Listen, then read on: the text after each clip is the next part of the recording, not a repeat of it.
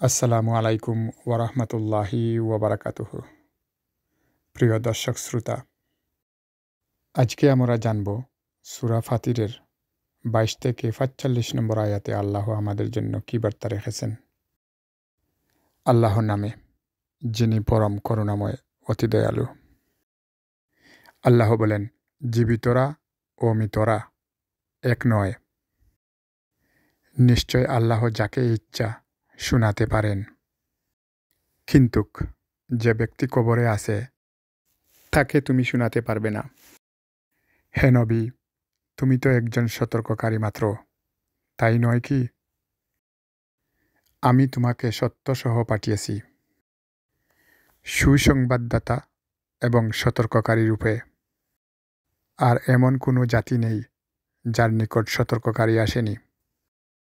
আর তারা যদি আপনাকে মিথ্যাবাদী বলে, তবে জেনে রাখো, তাদের পূর্বে যারা ছিল তারাও তাদের রসুলগণকে মিথ্যাবাদী বলেছিল। তাদের রসুলগণ তাদের কাছে এসেছিল সুস্পষ্ট নিদর্শনাবলী, সহিফা এবং উজ্জ্বল কিতাবসহ। এরপর আমি কাফিরদেরকে শাস্তি দিয়েছিলাম। কেমন ছিল আমার শাস্তি? আপনি কি দেখেননি? আল্লাহ আকাশ থেকে বৃষ্টি বর্ষণ করেন এবং আমি এটা দিয়ে বিচিত্র বর্ণের ফলমূল উদ্গত করি। আর পাহাড়ের মধ্যে আছে বিচিত্র বর্ণের পথ, শুভ্র, লাল ও নিকষ খাল। অনুরূপভাবে বিভিন্ন বর্ণের মানুষ, জন্তু এবং আনাম রয়েছে। আল্লাহর বান্দাদের মধ্যে যারা জ্ঞানী, তারাই তাকে ভয় করে।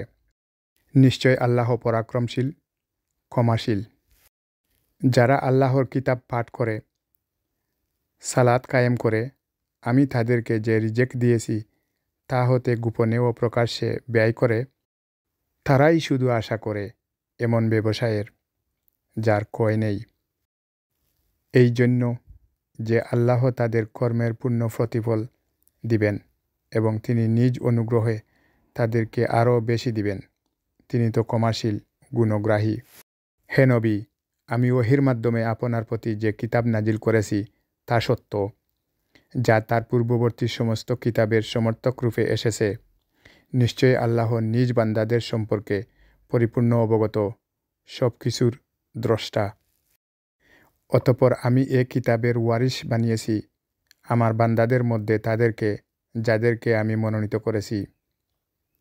তাদের মধ্যে কতক তো নিজের প্রতি অত্যাচারী, কতক মধ্যপন্থী এবং কতক এমন যারা আল্লাহর ইচ্ছায় সৎকর্মে অগ্রগামী। এটা আল্লাহর বিরাট অনুগ্রহ। তারা প্রবেশ করবে স্থায়ীভাবে বসবাসের জন্য জান্নাতে। তোতায় তারা স্বর্ণনির্মিত মুতি খচিত কঙ্কর দ্বারা অলঙ্কৃত হবে। সেখানে তাদের পোশাক হবে রেশমের। তখন তারা বলবে, সমস্ত প্রশংসা আল্লাহর, যিনি আমাদের থেকে সমস্ত দুঃখ দূর করেছেন। নিশ্চয় আমাদের প্রতিপালক অতি ক্ষমাশীল, অত্যন্ত গুণগ্রাহী, যিনি নিজ অনুগ্রহে আমাদেরকে স্থায়ীভাবে বসবাসের জন্য স্থান দিয়েছেন। সেখানে ক্লেশ আমাদেরকে স্পর্শ করে না এবং ক্লান্তিও স্পর্শ করে না। কিন্তু যারা কুফরি করে তাদের জন্য রয়েছে জাহান্নামের আগুন। তাদেরকে মৃত্যুর আদেশ দেওয়া হবে না যে তারা মরে যাবে, এবং তাদের থেকে তার শাস্তিও লাঘব করা হবে না। এইভাবে আমি প্রত্যেক অকৃতজ্ঞকে শাস্তি দিয়ে থাকি। সেখানে তারা চিৎকার করে বলবে, হে আমাদের পালনকর্তা, বের করুন আমাদেরকে, আমরা সৎ কাজ করব। পূর্বে যা করতাম তা আর করব না।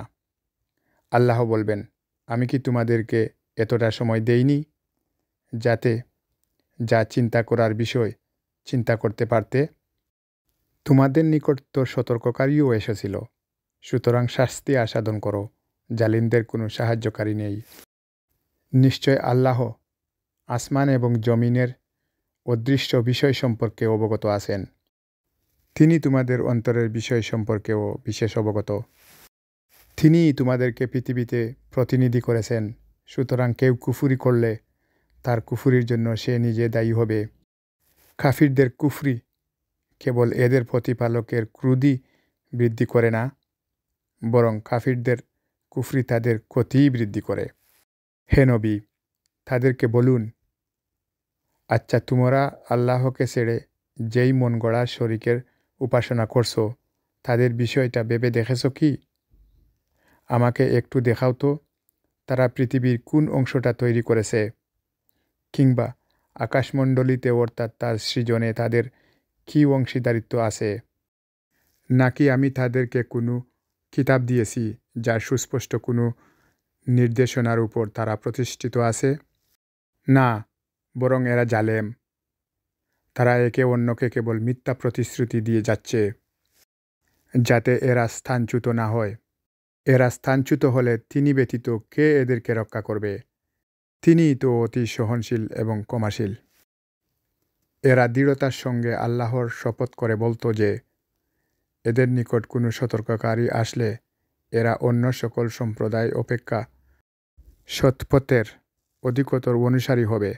কিন্তু এদের নিকট যখন সতর্ককারী এলো তখন তা কেবল তাদের বিমুখতাই বৃদ্ধি করল। পৃথিবীতে তাদের আত্মগর্ব এবং কুচক্রের কারণে। অথচ তাদের কুচক্রান্ত তাদের উদ্যোক্তাদেরকেই পরিবেষ্টন করে নেয়। তারা কেবল তাদের পূর্ববর্তীদের অবস্থান অপেক্ষা করছে। অতএব আপনি আল্লাহর বিধানে পরিবর্তন পাবেন না এবং আল্লাহর রীতিনীতিতে কোনো রকম বিচ্যুতিও পাবেন না। এরা কি পৃথিবীতে ভ্রমণ করে নাই?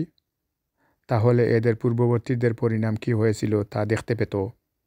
এরা তো তাদের অপেক্ষা অধিকতর শক্তিশালী ছিল। আল্লাহ এমন নন যে আকাশমণ্ডলী এবং পৃথিবীর কোনো কিছুই তাকে অক্ষম করতে পারবে। তিনি সর্বজ্ঞ, সর্বশক্তিমান।